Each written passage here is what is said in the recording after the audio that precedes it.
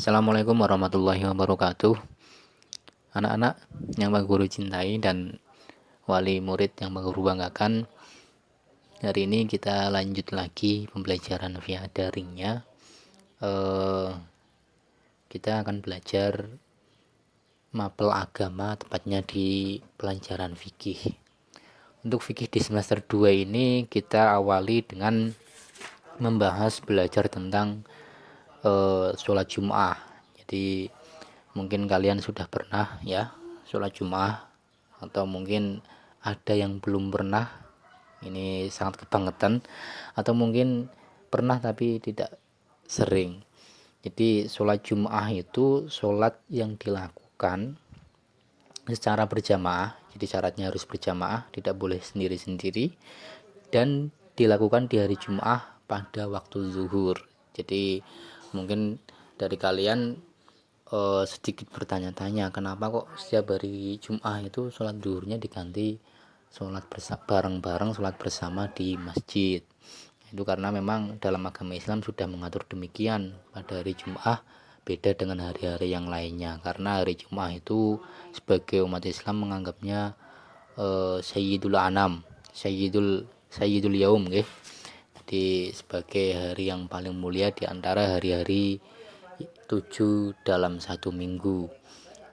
Banyak sekali kejadian-kejadian besar di hari Jum'ah, di antaranya nanti kiamat hari Jum'ah, terus Nabi Adam diciptakan pada hari Jum'ah, Nabi Adam masuk dan keluar surga juga pada hari Jum'ah. Makanya hari spesial bagi umat Islam.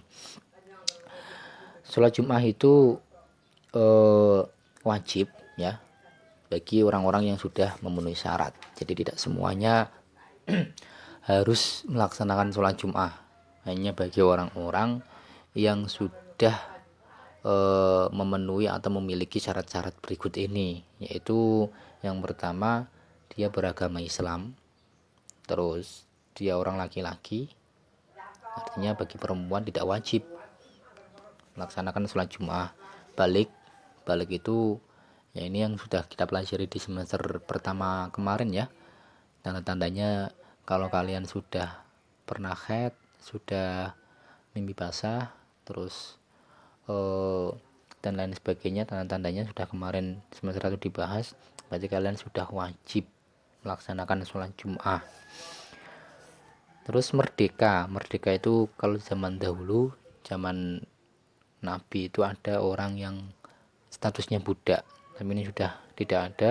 Berakal sehat, artinya bagi orang gila tidak wajib, dan bermukim. Bagi kalian yang pada hari Jum'ah tidak berpergian, tidak kemana-mana, maka wajib melaksanakan sholat Jum'ah. Berbeda mungkin kalau ada orang yang hari Jum'ah kebetulan dia menjadi musafir, pergi ke Yogyakarta, ke Semarang, atau kemana, maka dia tidak diwajibkan untuk sholat Jum'ah. Nah, itulah syarat-syarat atau orang yang wajib melaksanakan sholat Jum'ah. Artinya kalau kalian sudah wajib ya, sudah memenuhi syarat-syarat itu, mulai dari beragama Islam sampai bermukim, tidak melaksanakan sholat Jum'ah, berarti kalian mendapatkan dosa. Mas, hati-hati ya, kalian mendapatkan dosa. Maka dari itu mulai sekarang rajin-rajinlah sholat Jum'ah. Nah, untuk sholat Jum'ah sendiri itu nanti agak berbeda pelaksanaannya dengan sholat fardu 5 waktu. Jadi sholatnya tidak hanya dilaksanakan sekedar azan, iqomah, kemudian sholat, tidak seperti itu. Tapi sholat Jum'ah itu nanti dilaksanakan dengan aktivitas-aktivitas lain sebelum sholat. Nah, aktivitas itulah yang dinamakan dengan syarat sah, atau apa namanya ya, syarat sah sholat Jum'ah.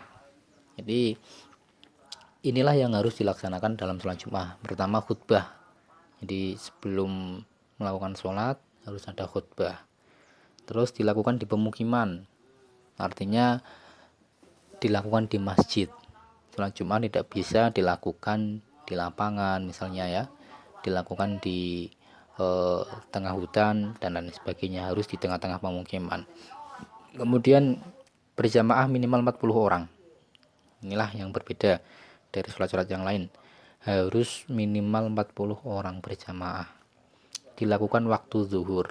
Di waktu zuhur itu kan antara kalau di jamnya jam 12 sampai jam 3. Tapi ya paling pas itu antara awal mula matahari tergelincir sampai nanti matahari itu bayang-bayangnya sampai 2 kali lipat. Terus yang paling menonjol dari perbedaan sholat Jumat itu tentu saja adalah khutbah, karena inilah yang menjadikan pembeda paling menonjol. Nah, untuk khutbah sendiri dia memiliki rukun atau hal-hal yang harus dilakukan orang yang berkhutbah. Ini ingat-ingat, orang yang berkhutbah itu nanti dinamakan dengan khotib, ya. Jadi orang yang berkhutbah itu namanya khotib. Rukun khutbah itu atau yang dibaca khotib itu kalau kalian cermati, yang pertama adalah tahmid, membaca hamdalah, alhamdulillah, kemudian sholawat, Allahumma sholli ala Muhammad, kemudian berwasiat takwa. Nah, ini biasanya pakai bahasa Indonesia, ada yang pakai bahasa Arab juga ada, ya. Berwasiat takwa. Saya berpesan kepada diri saya sendiri, kepada Anda semua untuk bertakwa. Terus membaca ayat Al-Quran, kemudian berdoa untuk kaum muslimin. Ini khusus untuk khutbah yang kedua. Jadi khutbah itu nanti dalam sholat Jumat ada 2. Khutbah pertama, kemudian khotibnya duduk, ya. Muadzinnya membaca sholawat, khotib berdiri lagi lah. Itulah berdiri lagi, itu namanya khutbah yang kedua. Selain itu, sholat Jumat ini juga punya hal-hal yang sunnah, ya, hal-hal yang sunnah dalam Jumatan. Yang pertama, ini yang bisa kalian lakukan, bisa kalian praktikkan. Yang pertama, mandi, ya. Sebelum Jumatan itu meskipun paginya mandi, ya, ini mandi lagi nggak apa-apa. Tapi kalau mandinya sudah pagi-pagi, nah itu nanti siangnya nggak bisa mandi lagi, ya pagi itu diniati untuk mandi sunnah sholat Jumat.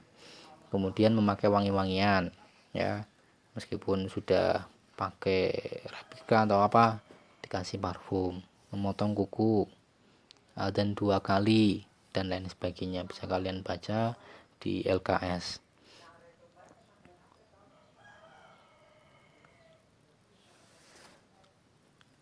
Untuk hal-hal yang bisa membatalkan sholat Jumat itu aku catat ada 2, yaitu jangan ramai, jangan bercakap-cakap selama Jumatan. Jadi ketika kalian Jumatan itu jangan sampai bergurau, bercakap-cakap aja nggak boleh, pemanen bergurau, ya. Apalagi kalau teman kalian bercakap-cakap, sudah di apa namanya, dicuekin aja, nggak usah dilayani. Terus kita boleh tidak Jumatan saat kita sakit atau saat hujan lebat. Jadi mungkin suatu saat kok kalian merasakan sakit, ya, berjalan saja sudah tidak memungkinkan, atau sakitnya pusing, tapi untuk jalan sudah sempoyongan, itu nggak Jumatan nggak apa-apa. Atau hujannya sangat lebat, kalau nanti dipaksakan ke masjid misalnya, ya, nanti malah justru basah kuyup, Jumatan nggak nyaman. Nah, ini juga diperbolehkan untuk tidak Jumatan, diperbolehkan, ya. Adapun kalian kok pas masih sakit, pas hujan kok Jumatan, itu juga nggak apa-apa, ya, malah bagus. Sekarang apalagi sudah ada payung, sudah ada kendaraan. Jadi untuk hal-hal 2 ini, sakit dan hujan lebat ini, bisa kita peringan lah. Jadi meskipun sakit, meskipun hujan, kita Jumatan. Ini sangat bagus sekali. Anak-anak, selain itu Jumatan itu punya banyak manfaat. Salah satunya menggalang persatuan umat. Ketika umat Islam selain hari Jumat tidak pernah berkumpul, ini kita 1 minggu sekali berkumpul bersama-sama di masjid. Nah, terus meningkatkan iman, menambah wawasan keagamaan, karena di situ ada khutbah, dan khutbah itu biasanya membahas hal-hal yang berbau keagamaan. Terus banyak lagi bisa kalian lihat di di LKS. Mungkin demikian yang bisa Pak Guru sampaikan tentang sholat Jumat ya. Ini bisa kalian pelajari di LKS-nya di halaman 59 sampai halaman 62. Ini Pak Guru hanya memberikan pengantar, mudah-mudahan bisa bermanfaat. Jadi sekali lagi, sholat Jumat itu wajib, apalagi bagi kalian yang anak laki-laki.